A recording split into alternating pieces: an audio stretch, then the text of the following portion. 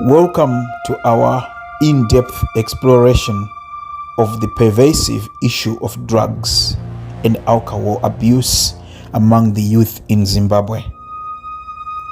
Over the next 20 minutes, we will delve into the various facets of this complex problem, examining its causes, consequences, and potential solutions. First of all, we need to understand the problem. We need to understand what the problem is. To comprehend the depth of substance abuse among Zimbabwean youth, we must first understand its scope. Through extensive research and interviews with experts in the field, we've gained insights into the prevalence of drug and alcohol abuse within this demographic. Now we need to look at the types of drugs that young people in Zimbabwe are taking. One, they're extracting residue from baby nappies to get high. They're extracting residue from the baby nappies to get high.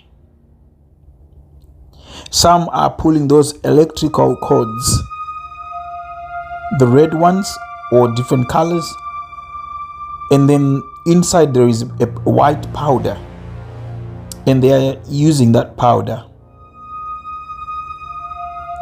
Some are using glue, some are using broccoli, some are using mangemba,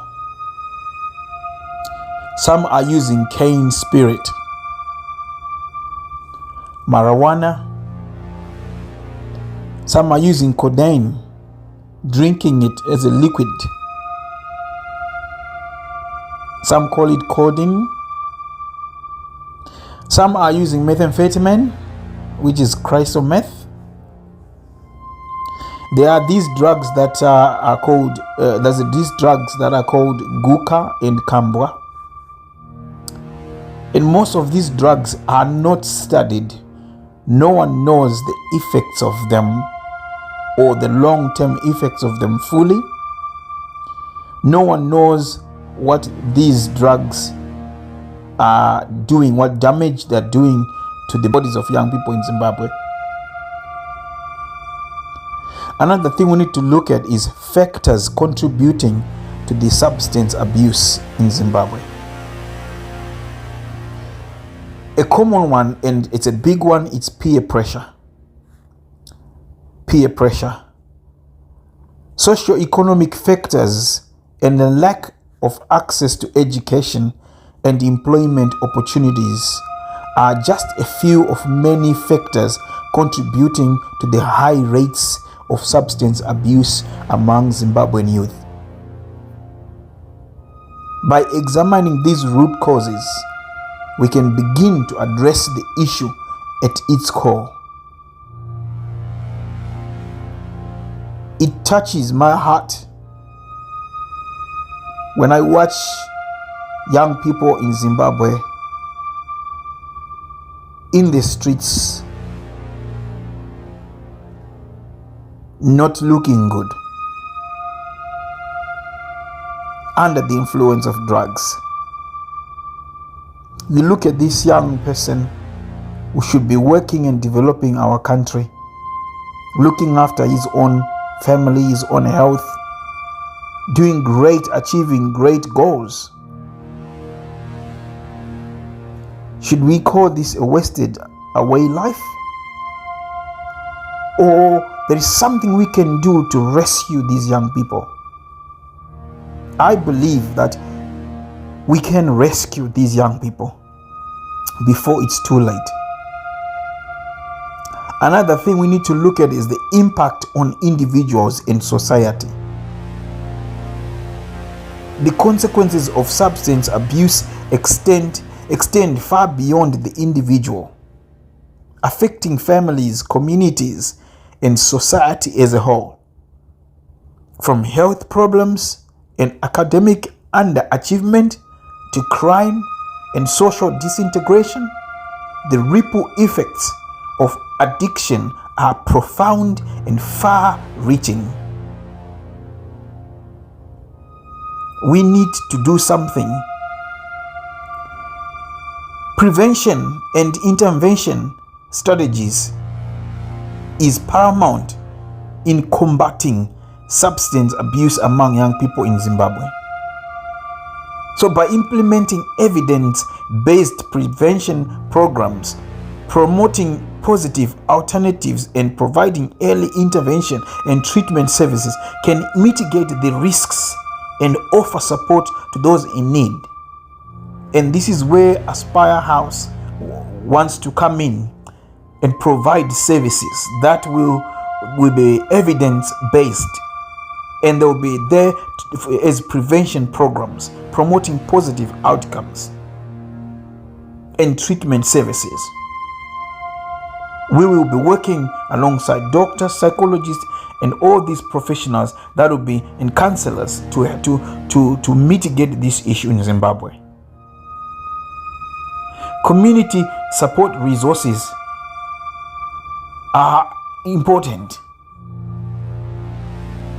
Community-based organizations like Aspire House, support groups, and government initiatives play a crucial role in addressing substance abuse within Zimbabwean communities.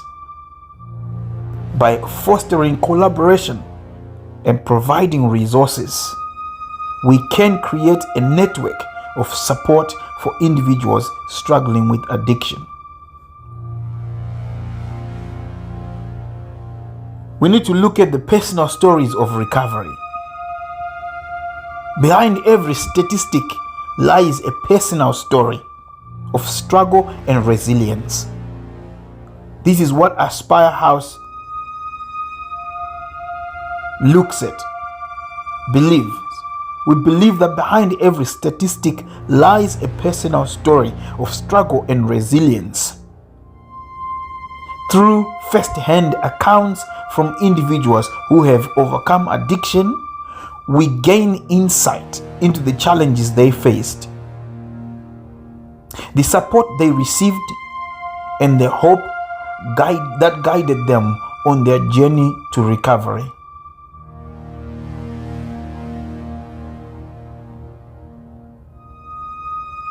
As we conclude our exploration of drugs and alcohol abuse among Zimbabwean youth,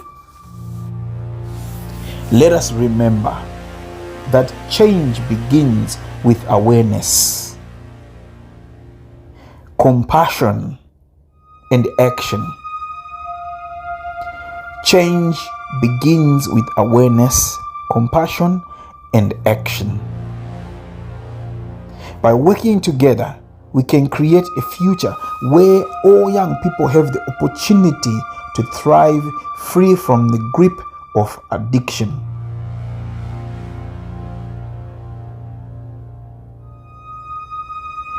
Let us do something to help young people in Zimbabwe. Some may ask, where are these drugs coming from? Most of these drugs are coming through Zimbabwe's land borders. Zimbabwe is surrounded by other countries, and they are coming through land borders. Like, for example, Mozambique border, South African border, Zambia border, Botswana border. They are coming through that. But there are some drugs that young people are manufacturing locally in Zimbabwe, in the townships, like, townships of Harare, Bulawayo, Mutare, all those places. They are manufacturing themselves, and we don't know what the ingredients they are using. So the potential for a permanent damage to their health is quite high. And some people might ask, who is mostly doing drugs in Zimbabwe? The highest rate of 15 to 19-year-olds are the ones engaging heavily in drinking in Africa, with 70.7% of males, 55.5% of females. But unfortunately, the age group is also heavily involved in drug dealing use. Those facts are coming from World Health Organization. So 15 to 19, and these are the young people you find on the streets in Zimbabwe, wasted away. And this is the crucial age group where they should be navigating through education, through work experiences, establishing themselves, setting themselves up for life. This is a crucial age group, but it's an age group that's getting lost. How do drugs work? They poison their bodies. They really poison their bodies. They take them as a stimulant to stimulate their bodies. When they are feeling tired and bored, and they want a quick fix. But if they take these drugs excessively, it can lead to death. It can lead to death. It can lead to death. What is the cause of the rise in Zimbabwe? Why drug use in Zimbabwe or substance use in Zimbabwe is on the rise? Why is it that? There's a number of reasons why. Some in Zimbabwe are just wanting to experiment. They hear someone say, I tried this one. And the young person says, that young person who is listening says, I want to give it a go, to experiment. And then some also to rebel, just to rebel against any system or at home or anything. They just want to rebel against law, against what. This is a minor one, but it's happening. But one of the huge one is to escape reality that the economy is not doing good, to escape the reality of poverty, to escape the reality of joblessness, to escape the reality of hunger. So these young people, they're just sitting at home, lying idle.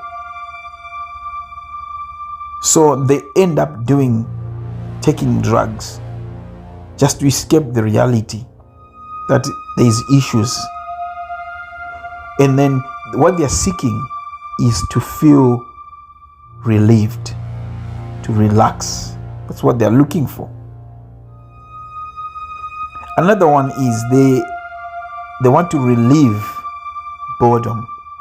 They're bored. They have nothing to do. Wake up in the morning, they live in mom and dad's house. They have nothing to do. All day sitting in the streets. All day with their mates in the streets, doing nothing. You can imagine as the week goes by, as the month go by, as the months go by, doing that same style of life every day, they end up getting bored and getting into trouble. So they want to relieve that boredom. I heard that there is a drug that is quite serious, that it's packaged in a little plastic like frozen drinks, and that means it can be easily accessible to younger people.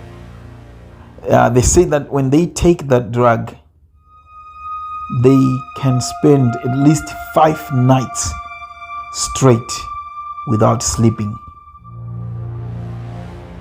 Now, this is quite dangerous to a young man's health or young lady's health, because 5 days without sleep, at the end of that 5 days, you're going to crash. you can collapse because of that. So there is a lot of damage that's happening to these young people's health. Aspire Youth Care endeavors to offer services like rehabilitation centers, support groups, counseling services, employment services, and many more. So reach out, and we need your support to be able to provide these services to the Zimbabwean young people.